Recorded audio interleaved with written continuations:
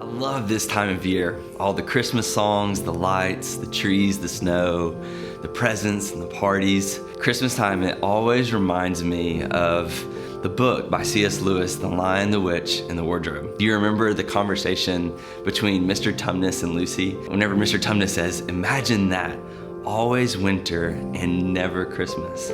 That sounds terrible. The Narnians were waiting on something that they weren't sure would ever happen. And as Christians, we're a part of a story that involved a lot of waiting. We want to turn our attention to Micah 5, verse 2. It says, "Bethlehem, Ephrathah, you are small among the clans of Judah. One will come from you to be a ruler over Israel for me. His origin is from antiquity, from ancient times." Now, Micah was a prophet who lived around 700 years before the birth of Jesus. 700 years.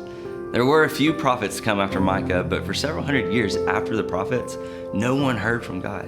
Can you imagine that? Not hearing from God? Just waiting.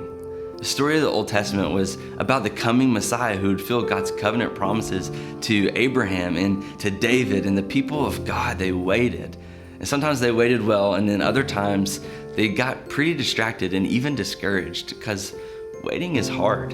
And I'm just like you, I don't like to wait. I wish Christmas was tomorrow. And waiting is just such a big part of the Christmas story. For many years, the people of God, they longed for a Messiah who was going to come and make things right.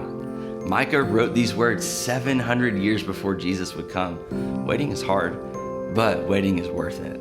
In Romans chapter 5, verse 6, we read this, "For while we were still helpless, at the right time, Christ died for the ungodly."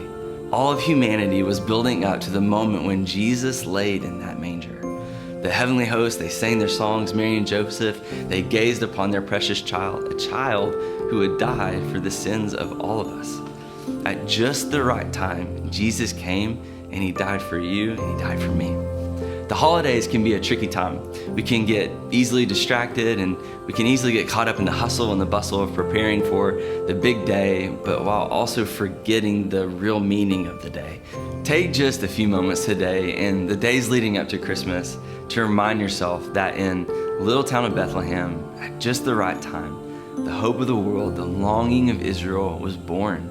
He lived a perfect life and he died on the cross. He defeated death and he's coming again.